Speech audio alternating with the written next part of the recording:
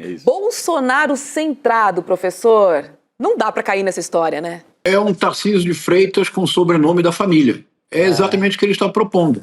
Ele está dizendo, eu sou o que vocês desejam no Tarcísio de Freitas. Isto é, a pinochetização do país. Com uma vantagem.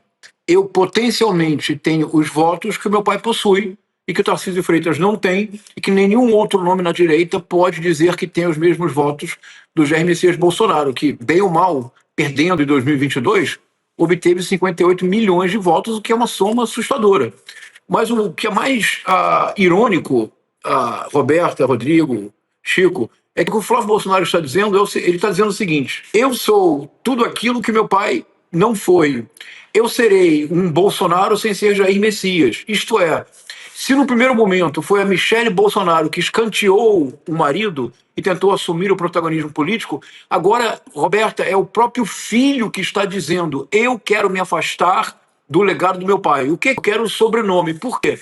Porque eu acredito que este sobrenome traz votos. O que eu prometo para a sociedade e, sobretudo, para a Faria Lima, que eu serei exatamente o que eles desejam no Tarcísio de Freitas. Em outras palavras, Chico, se nós falássemos do Nelson Rodrigues, o Flávio Bolsonaro deveria dizer para o Jair Messias Bolsonaro, perdoa-me por te traíres. Totalmente. A peça é essa. Agora, do ponto de vista da estratégia política, Chico, eu acho que é até inteligente, assim, do lado do Flávio Bolsonaro, porque se ele tem uma disputa na direita, uma parte do mercado financeiro e do centrão diz, não, veja bem, precisamos ter alguém com um perfil mais moderado, ele fala, tá bom. Eu vou, né? Então deixa comigo, eu posso ser esse moderado. Por que você tem que buscar? Vocês querem Bolsonaro, não querem? Mais moderado. Posso ser eu, não precisa ser o Tarcísio. Pronto, pulo na frente. Porque o adversário dele, no momento, é o Tarcísio de Freitas. Não é ninguém de fora, não é Lula, não é ninguém. A gincana é essa, é contra o Tarcísio. Um pouquinho contra o Ratinho do Paraná também, que tem chances nessa briga aí. Mas ele tem que dizer, olha, eu tenho as qualidades do Tarcísio de Freitas, ainda tenho um sobrenome com a vantagem do sobrenome Bolsonaro. E tomo vacina, e sou vacinado. Chico, há um problema que ele não está mencionando. Que nessa lista que ele faz, é a lista de sonhos do Flávio Bolsonaro se apresentando como o receptor de votos moderado. Mas há um problema muito concreto na campanha presidencial do Flávio Bolsonaro. Há o problema da rachadinha, que segue em aberto na Justiça do Rio de Janeiro. Há o problema dos imóveis comprados com dinheiro vivo. O grande operador financeiro da família Bolsonaro tem nome próprio, é Flávio Bolsonaro. O operador internacional é o Eduardo Bolsonaro, com seu inglês de fritador de hambúrguer. E o operador das redes sociais é o Carlos Bolsonaro. A família Bolsonaro é uma perfeita empresa com divisões de tarefas. Funciona assim. O Jair Messias Bolsonaro é o louco que atrai votos. O Carlos Bolsonaro é o louco que domina as redes sociais. O Eduardo Bolsonaro é o louco que sonha com a extrema-direita transnacional. O Flávio Bolsonaro é o sensato que põe dinheiro no bolso. Dinheiro na mão do Flávio Bolsonaro, Chico, é vendaval. Ele comprou não sei quantos imóveis. Ele foi dono de uma franquia da Copenhagen, que de maneira muito curiosa, quando menos vendia chocolate era em abril, que é o mês da Páscoa. Ele não tem como explicar que ele comprou uma mansão, diz ele, de 6 milhões de reais em Brasília, mas que ele foi registrar em Taguatinga, num cartório minúsculo, praticamente inexistente, porque ele esperava que ninguém descobrisse. O valor de mercado da mansão, que ele diz ter pago 6 milhões, ao que se diz, é algo em torno de 12 a 14 milhões de reais. Isto é, o que o Tarcísio está dizendo é, o que o Flávio Bolsonaro diz é, eu posso ser tão moderado quanto o Tarcísio. Há uma coisa, no entanto, na qual o Flávio Bolsonaro jamais foi moderado, Rodrigo, é a ambição financeira e é o fato de ter sido sempre o operador da família. Eu não vejo um futuro real para esta candidatura. Quando as matérias começarem a se avolumar das fortunas e das transações imobiliárias do Flávio Bolsonaro, o balão de ensaio vai se esvaziar rapidamente. Pois é. Olha, gente, o Filho 02 também virou notícia hoje, publicando um vídeo que mostra os soluços que o pai tem quando dorme. No post, ele diz que os soluços são consequências da facada que ele levou em 2018, ressaltando que Adélio Bispo, que deu a facada, né, foi filiado ao PSOL. Olha só, gente, juro. Essa imagem é... Não, tem um globo ali, ele não acredita na Terra plana, não. Não acredita, não. E tem um soldadinho também, quando tá a imagem mais aberta, tem um soldadinho de chumbo, um negócio assim ali mais no ar. Olha a cara do elemento, não dá, né? Olha o globo ali. Ó, no cantinho direito vai aparecer o soldado. É o bom ator, não é? Olha lá. O que será que ele estava escutando aí, hein? Hino militar, alguma coisa assim? O que será que era? Eles adoram, né? Mas eles adoram.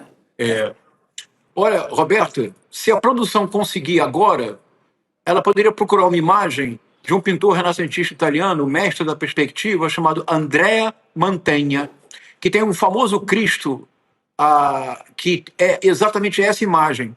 O que o Carlos Bolsonaro tenta criar é uma imagem de vitimização do pai. Ele já havia reproduzido esta imagem logo numa das vezes em que o Bolsonaro foi internado.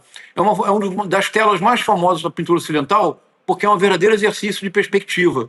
E a figura do Cristo do Andrea Mantegna recorda esta posição. Isto não é casual, e eu arriscaria dizer, Roberta, que provavelmente este homem não está dormindo. Isso é uma cena posada, com o objetivo de fazer uma equivalência dessa imagem clássica de Cristo com o Jair Bolsonaro e jogar a última cartada que possui o bolsonarismo. É a vitimização do Bolsonaro. É a última cartada que eles possuem. Vocês encontraram a imagem? Eu encontrei, estou mandando aqui para nossa equipe, não sei se a produção já conseguiu separar, mas já encontrei, é realmente impressionante. Da onde vem essa, aqui ó, da onde que vem esse tipo de coisa? Certamente não saiu da cabeça do Carluxo, a vitimização sim, mas usar essa imagem, né, que dialoga com um certo inconsciente coletivo aí, ocidental, Isso, não é? Essa imagem, Rodrigo, o André Mantegna foi um dos grandes pensadores da perspectiva no Renascimento, é um pintor fantástico. Essa imagem, ela é ensinada em todas as escolas de belas artes e todas as pessoas que se interessam por pintura em algum momento conhecem esta imagem, porque essa perspectiva, não sei se vou conseguir mostrar, essa perspectiva que você quase que vê, olha, aí, essa. Pronto. Essa é uma das imagens mais icônicas da cultura ocidental, é a imagem do Cristo já morto, portanto inconsciente. Veja que ele não está com os braços abertos, está vendo, Rodrigo, Chico, Roberta? É muito importante, porque ele não está crucificado. É o Cristo deposto, retirado da cruz e já morto. Se você agora corta para a imagem do Bolsonaro, você percebe que existe um claro interesse de criar uma correlação visual, porque mostra a imagem com a perna, com uma imagem inteira. Veja. Percebe, Rodrigo? Eu fico com uma pena do pintor renascentista. Mas será que eles conhecem o pintor renascentista, professor? Cá para nós aqui. Roberta, essa imagem do Mantegna, algumas pessoas podem não saber que é do André Mantegna, mas, por exemplo, o Salvador Dalí pintou um Cristo idêntico ao do Mantegna, moderno. Então é uma imagem que faz parte do inconsciente coletivo. Ainda que muitas pessoas não possam associar ao André Mantegna, que se não conhecem o André Mantegna, conhecem a imagem. O impacto da imagem é o impacto da vítima, injustamente colocada numa posição porque ele sofreu uma facada. E a facada, não esqueçamos que num congresso do CIPEC em Florianópolis, de todos os lugares do mundo, Chico, Florianópolis, o Nicolas Ferreira fez o discurso mais aplaudido do encontro, e que ele termina o discurso colocando uma imagem do Bolsonaro ferido, ele corta e coloca no telão que imagem, Roberta? A imagem do Cristo. Dessa tentativa de associação, ambos foram vítimas em favor da humanidade do Brasil. É uma tentativa de apelar para o inconsciente coletivo das pessoas. Olha, tem um comentário aqui no chat da Roberta Costa dizendo: vídeo de dentro da cela. Pode? Não, mas foi gravado antes? Foi gravado antes. Eu acho que é em casa. É do período da prisão domiciliar. Até o Carluxo, na postagem, diz isso. Ele diz na postagem que ele gravou... É velho, e que ele nem pretendia usar, sabe como é que é? Mas que nesse momento ele vai usar. Até porque eles estão pedindo, nesse momento, né, nessa semana, estão pedindo que ele saia da PF para fazer uma cirurgia. E o Alexandre de Moraes, de maneira muito correta, está pedindo uma junta médica para ver se o Bolsonaro precisa sair da cadeia. Porque o Alexandre de Moraes constatou que nos exames que ele havia pedido também não há nenhuma observação em torno disso. Pois é. Então por que agora de novo voltou a cirurgia? Então uma junta médica vai lá avaliar. E não pode ser médico do Bolsonaro, médico de casa, tem que ser um médico independente. Sem dúvida. Agora, eu chamaria atenção para o fato de que o Cristo, né, assim, a essa altura estaria morto.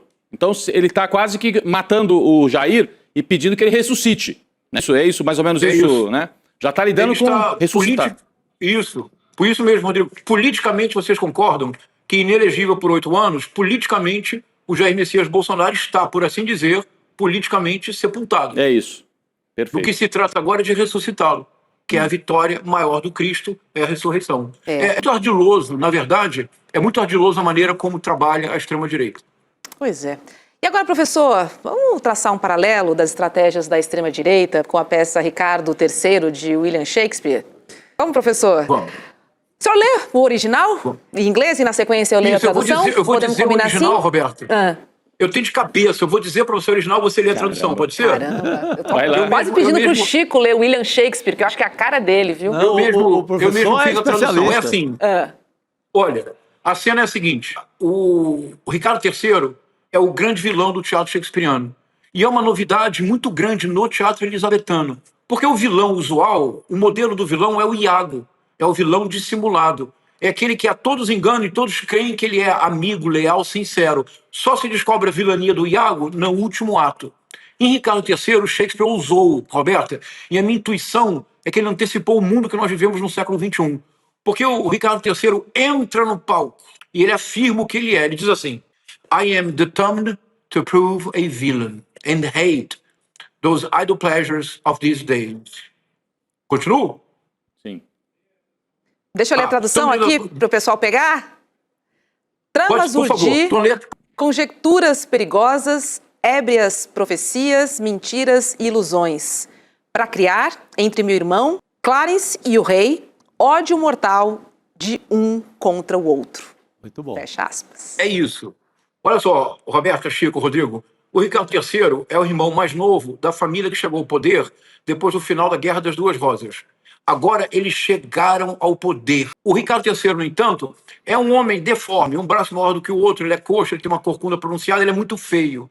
Então ele diz, estou decidido a provar-me um vilão e odiar os prazeres vãos destes dias. Porque como é que ele vai fazer com toda a sua deformidade física num momento de festa? Ele diz assim, plots have I laid, tramas urdi, libels and dreams, mentiras e ilusões, by drunken prophecies, olha que lindo isso, Chico, profecias ébrias, libels and dreams, to set my brother Clarence and the king in deadly hate, the one against the other. Se nós pensarmos, Roberta, Rodrigo, Chico, tramas urdi, teorias conspiratórias, mentiras e ilusões, fake news, ébrias profecias.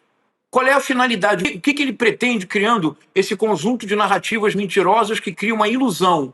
Ele pretende gerar ódio mortal entre o irmão dele, Clarence, e o rei. O rei também é irmão dele.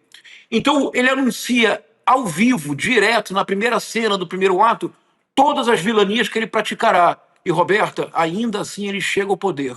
Não existe disfarce, não há dissimulação, não há nada que não permita que o público saiba, desde o primeiro momento, quem é Ricardo III. Agora, Chico, eu pergunto, no século XXI, Donald Trump, Nayib Bukele, Javier Milei, Jair Messias Bolsonaro ocultam o que eles querem fazer? Disfarçam as suas intenções? Dissimulam os seus verdadeiros propósitos? Nós vivemos hoje na era de Ricardo III. Pois é, muito professor. bom. Muito bom, muito bom. Tem mais um trecho aqui, ó, que é do sociólogo Antônio Cândido, com o ensaio O Direito à Literatura. Vou ler aqui, ó. É verdade que a barbárie continuará até crescendo, mas não se vê mais o seu elogio, como se todos soubessem que ela é algo a ser ocultado e não proclamado. Sob este aspecto, os tribunais de Nuremberg foram um sinal de tempos novos, mostrando que já não é admissível a um general vitorioso mandar fazer inscrições dizendo que construiu uma pirâmide com as cabeças dos inimigos mortos. Fecha aspas, professor. Vamos lá, como é que eu vou associar as duas coisas? Por que é que nós voltamos à era do Ricardo III? Da vilania ostentação, do vilão que não tem vergonha de dizer os seus propósitos. Esse ensaio do Antônio Cândido, Roberta, é um dos ensaios mais importantes da cultura brasileira. Ele é de 1988 e foi uma palestra que o Antônio Cândido fez para tentar influir na Constituinte. Olha que bonito, Roberta. Ele tinha uma ideia dos direitos elementares da dignidade da pessoa humana, saúde, educação, trabalho, lazer, residência. Haveria mais um direito que seria tão importante quanto esses, tão essencial quanto morar, se alimentar, se educar, ter saúde. Seria o direito à literatura, isto é, o direito a contar a própria história, o direito, Roberta, a ter a própria voz. Mas de onde vinha este direito? Dizia o Antônio Cândido que após a Segunda Guerra Mundial, depois do trauma causado pela revelação do Holocausto nos tribunais de Nuremberg, as pessoas não tinham mais coragem de assumir preconceitos publicamente. As pessoas já não tinham coragem de tentar diminuir o outro publicamente, que a Segunda Guerra Mundial teria marcado um avanço profundo nos direitos humanos. Roberta, o mundo inaugurado pelo século XX é um retrocesso tremendo. Hoje, ninguém tem medo de dizer coisas terríveis. Hoje, na União Europeia, se discute a possibilidade da criação de centros de repatriação. Quer dizer o seguinte, se chegarem imigrantes de países pobres, especialmente de países africanos, o que os países da União Europeia farão? Criarão, Roberta, centros de repatriação, campos de concentração para decidir o que fazer com as pessoas e, na maior parte das vezes, para repatriá-las para os seus países. Hoje, o Donald Trump não tem nenhum pudor de afirmar que os Estados Unidos são superiores a outros países. Hoje, o Jair Messias Bolsonaro não teve nenhum constrangimento numa live de imitar uma pessoa morrendo afogada em falta de ar. Hoje, o Javier Milei não tem nenhum pudor de fazer as afirmações absurdas que faz. Perdeu-se o pudor. A barbárie avança porque, ao contrário do mundo que foi inaugurado pelo fim da Segunda Guerra Mundial, hoje todos se dão o direito de celebrar e elogiar a barbárie. Só neste mundo pode haver uma era de Ricardo III. Muito bom. Excelente, professor. Que bom você estar com o senhor, professor. Vou dar uma notícia, tá? Você é sua aluna no curso de pós do ICL, só digo isso. Não vejo... Bom, que privilégio, Roberta. Muito bom, fico feliz. Obrigada, professor. Boa noite. Obrigado. Até Bom lá. fim de semana. Boa